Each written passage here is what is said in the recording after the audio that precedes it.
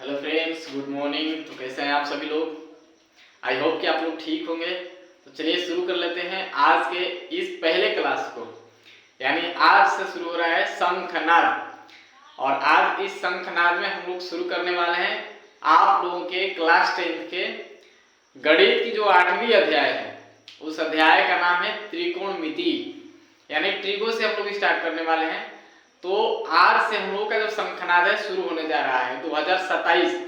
अगर आप 2027 में आप टॉपर बनना चाहते हैं, क्लास 10 की अगर तैयारी कर रहे हैं, तो आपके लिए ये जो चैनल है ये बहुत ही सुटेबल है और आपके एग्जाम के लिए बहुत ही हेल्प करने वाला है। और आज का जो वीडियो है, आज का जो क्लास होने वाला है, बहुत ही इंपॉर्टेंट होने वाला है। और क्योंकि सबसे ज्यादा, मैंने कल की वीडियो में बताया था कि सबसे ज्यादा जो बनते हैं ना क्वेश्चन, आप क्वेश्चन बैंक उठा करके देख लीजिएगा कि सबसे ज्यादा जो क्वेश्चन बनते हैं आपके एग्जाम में वो बनते हैं त्रिकोणमिति से, जो 8वां अध्याय है। तो हम लोग शुरू करने जा रहे हैं सबसे पहले त्रिकोणमिति। आप सभी के लिए जो 10th क्लास के विद्यार्थी हैं, ये चैप्टर नया हो सकता है लेकिन आसान है, बहुत ही आसान है, कठिन नहीं है। थोड़ा सा नया लगेगा लेकिन कुछ चीजें ऐसी है जो आप लोग पहले से जानते भी हैं। और इस त्रिकोणमिति में हम लोग बात करेंगे एक त्रिभुज की, और एक ही त्रिभुज की बात करेंगे। और ये पूरा का पूरा जो त्रिकोणमिति है ये एक ही त्रिभुज पे टिका हुआ है, और उस त्रिभुज का नाम है समकोण त्रिभुज, राइट एंगल ट्रायंगल। यानी समकोण त्रिभुज पे ही ये पूरा त्रिकोणमिति टिका हुआ है। तो समकोण त्रिभुज की क्या क्या गुण होते हैं, वो सारे गुण हम लोग जानेंगे। और कौन कौन से होते हैं त्रिकोणमितीय अनुपात, कितने त्रिकोणमितीय अनुपात होते हैं, जिनके बारे में हम लोग को चर्चा करना, हम लोग को पढ़ना है। तो आइए हम लोग कर लेते हैं शुरू इस क्लास को। और आप लोग अगर इस चैनल पे पहली बार आए हैं तो प्लीज इस चैनल को सब्सक्राइब कर लीजिए और अपने दोस्तों के साथ ज्यादा से ज्यादा इस वीडियो को शेयर करिए।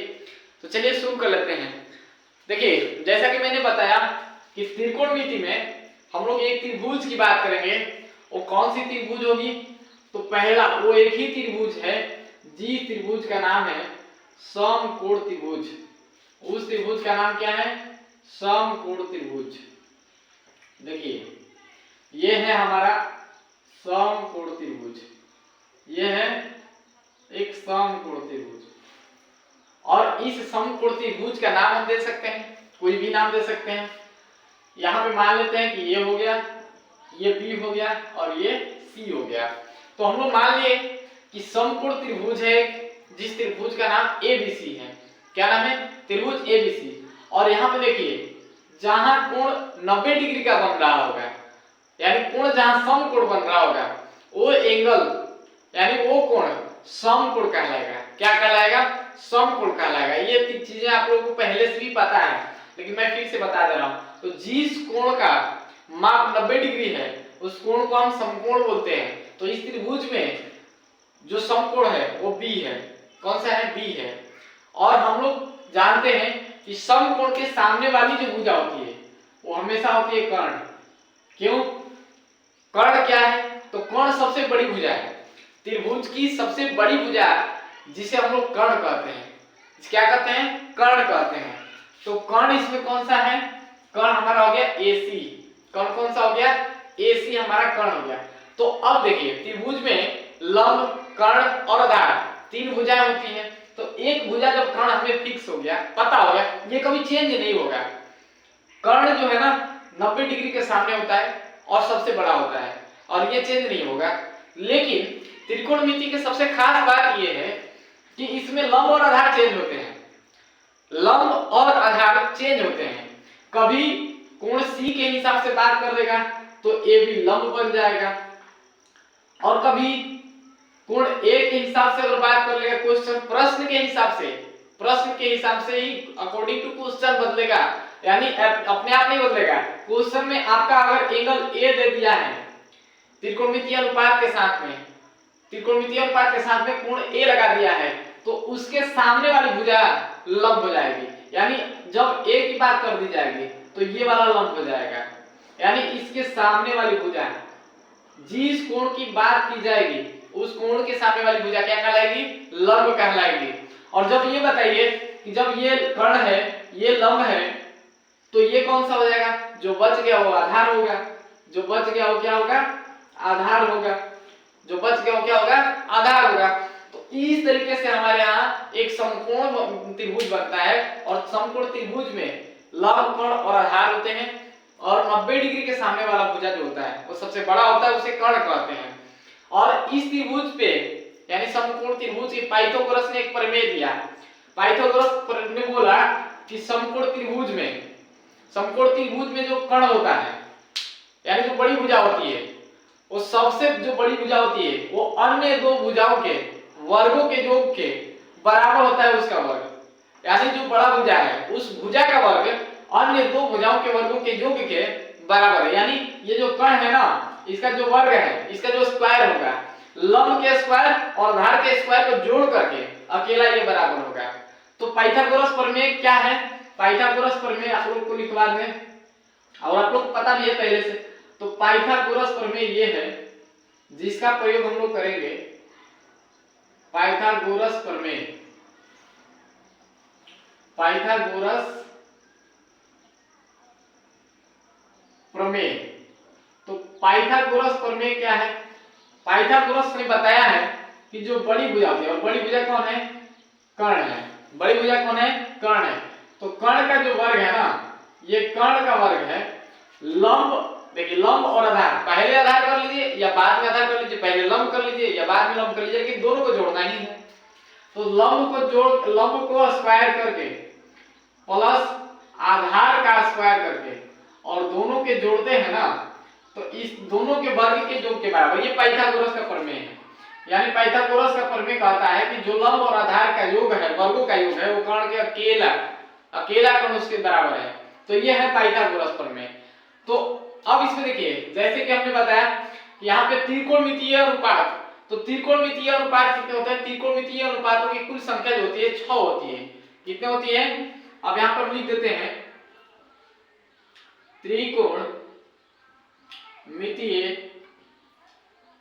त्रिकोणमितीय अनुपात, त्रिकोणमितीय अनुपात। तो त्रिकोणमितीय अनुपात कितने होते हैं, 6 होते हैं। कौन कौन, एक हो जाएगा साइन, दूसरा हो जाएगा कॉस, और तीसरा हो जाएगा टेन, चौथा हो जाएगा कॉट, पांचवा हो जाएगा सेक, और छठवां हो जाएगा कॉसेक। तो ये त्रिकोणमितीय अनुपात हैं। ये वो 6 त्रिकोणमितीय अनुपात हैं जिसके बारे में हम लोग को पूरे त्रिकोणमिति में पढ़ना है।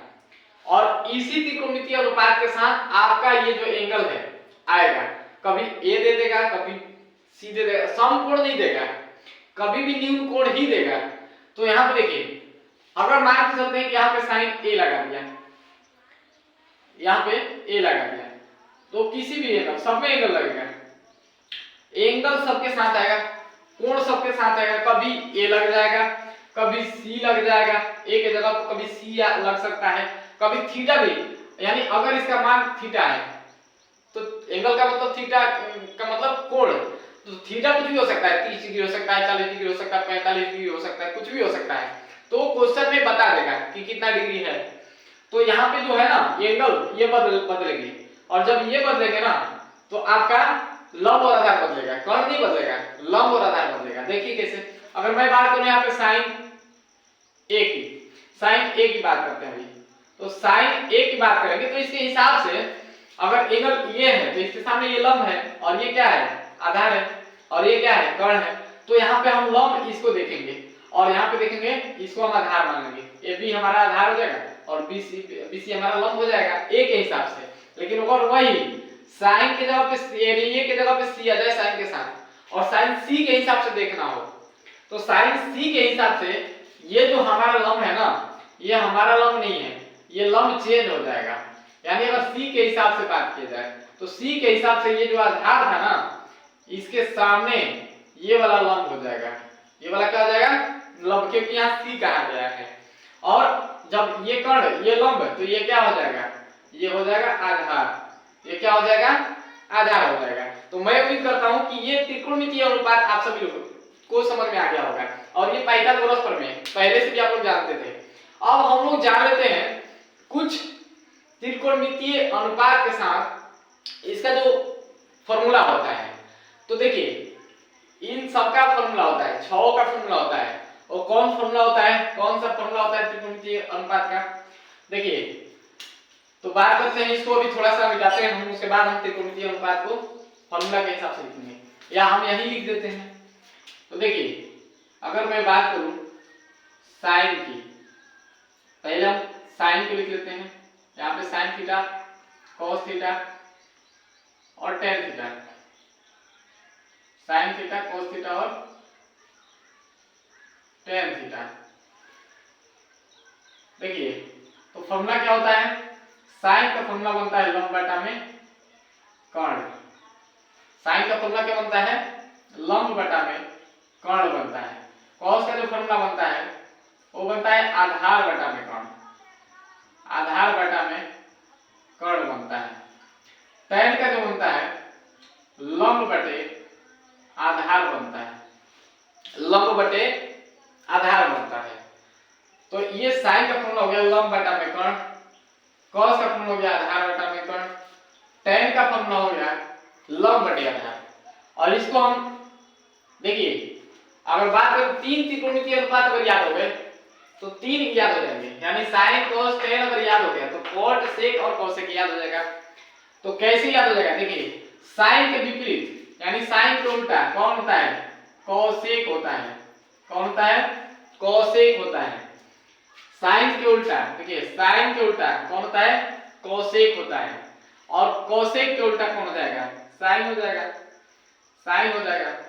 तो इस तरीके से जब कोसेक का फॉर्मूला बनेगा तो कर्ण ऊपर चला जाएगा और लंब नीचे आ जाएगा, यानी कोसेक का फॉर्मूला बनेगा कर्ण बटा में लंब। लेकिन सेक का, ये देखिए कॉस जो है ना, कॉस किसके विपरीत होगा, सेक थीटा के। किसके विपरीत होगा, सेक थीटा के। तो सेक थीटा का जो फॉर्मूला बनेगा कर्ण बटे आधार, यानी कर्ण ऊपर चला जाएगा और आधार नीचे आ जाएगा। उसके बाद tan किसके उल्टा हो जाएगा, tan उल्टा हो जाएगा cot थीटा के। थीटा वही है, देखिए जहां मैं थीटा रख रहा हूं ना, थीटा, ये थीटा कभी a आ जाएगा कभी c आ जाएगा, न्यूटन कोण है वो, तो एंगल की जगह पे दे दिया जाएगा कुछ भी। तो थीटा भी रख रहे हैं हम समझने के लिए, कभी a रखेगा कभी c रखेगा, कुछ भी रख सकता है, p q r कुछ भी। लेकिन हम थीटा को एंगल समझेंगे कि ये एंगल है, कोण है। तो तीन याद है, तीन अगर हम साइन cos tan को याद कर लें तो cosec sec और tan आसानी से याद हो जाएगा। क्यों, क्योंकि साइन का फॉर्मूला होता है लंब बटा में कर्ण, तो cosec इसके उल्टा है, cosec इसके उल्टा है, और cos के उल्टा कौन हो जाएगा, sec हो जाएगा, tan के उल्टा कौन हो जाएगा, cot हो जाएगा। तो तीन याद हो जाएंगे तो तीन याद हो जाएंगे, यानी साइन cos tan याद तो cosec sec cot याद। और इसको याद करने का एक ट्रिक मैं बताता हूं, एक बहुत गजब का ही ट्रिक है, आप लोग एक शब्द में याद कर सकते हैं इसको। देखिए लंब यानी पहला शब्द उठाते हैं, पहला शब्द उठाते हैं। देखिए अगर हम इसको इंग्लिश में लिखें, अगर हम इसको अंग्रेजी शब्द के लिखें, वर्णमाला से लिखें, तो क्या बनने वाला है, एल से हम लिख देते हैं लंब, एल से हम लिख देते हैं लंब, क्या लिख देते हैं, एल से हम लिख देते हैं लंब। और के को हम, कर्ण को हम मान लेते हैं के, क्या मान लेते हैं, के मान लेते हैं। आधार को हम ए मान लेते हैं, आधार को हम ए मान लेते हैं। और कर्ण को हम के मान लिए पहले से, कर्ण को हम के मान लिए, और लंब को हम एल मान लिए हैं, लंब को हम एल और आधार को हम ए मान लिए हैं। तो देखिए एक ट्रिक बन जाता है, एल ए एल, यानी क्या हो गया, ये क्या हो गया, लाल, ऊपर हो गया लाल, और नीचे बन गया के ए यानी कक्का। तो लाल बटा में कक्का अगर हमने याद रखा तो ये तीन त्रिकोणमितीय अनुपात आसानी से याद हो जाएंगे, यानी लाल बटा में काका, एल ए एल, लाल बटा में का। तो लंब बटा में कर्ण, एल से लंब और के से कर्ण, एल से लंब और के से कर्ण, एल से लंब। देखिए एल क्या हो जाएगा, हमारा लंब हो जाएगा, एल हमारा लंब हो जाएगा, एल हमारा क्या हो जाएगा, लंब हो जाएगा, और के हमारा क्या हो जाएगा, कर्ण हो जाएगा। और ए क्या है, ए क्या है, आधार है, ए क्या है, आधार है। तो इस तरीके से लाल बटा में कक्का अगर हम याद रखेंगे तो साइन का फॉर्मूला, कॉस का फॉर्मूला और टेन का फॉर्मूला, तीनों याद हो जाएगा। तो साइन का क्या बनेगा, लंब बटा में कोण, एल से लंब, के से कोण। कॉस का आधार बटा में कोण, ए से आधार, के से कोण। टेन का एल से लंब, ए से आधार, देखिए यहाँ पे लिख दिया हमने। और इसके तीन विपरीत होते हैं इसके, साइन का उल्टा होता है कोसेक, कॉस का उल्टा होता है सेक, और टेन का उल्टा होता है कॉट। तो यहाँ पे देखिए फॉर्मूला क्या बन जाएगा इस तरीके से, कोसेक का बनेगा कर्ण बटा में लंब, सेक का कर्ण बटा में आधार, कॉट का आधार बटा में लंब। तो मैं उम्मीद करता हूं कि ये 6 त्रिकोणमितीय अनुपात आप सभी लोगों को समझ में आ गया होगा। और मैं भी उम्मीद कर रहा हूं कि अगले क्लास में आप सभी लोग इसको याद करके आएंगे। और याद करना बहुत ही आसान है, कोई बहुत बड़ी बात नहीं है। तो और ये साथ साथ पाइथागोरस प्रमेय भी इंपॉर्टेंट है, क्योंकि इसको हम लोग 8.1 में ज्यादातर प्रयोग करने वाले हैं और ज्यादा प्रश्न इससे बनने वाले हैं। तो चलिए आज के क्लास को हम लोग इतना ही तक एंड करते हैं, और उसके बाद हम लोग कल देखेंगे अध्याय 8 का त्रिकोणमिति का 8.1, यानी स्टार्ट करेंगे हम लोग कल का क्लास जो है ना क्वेश्चन से शुरू करते हैं, 8.1 से शुरू करते हैं।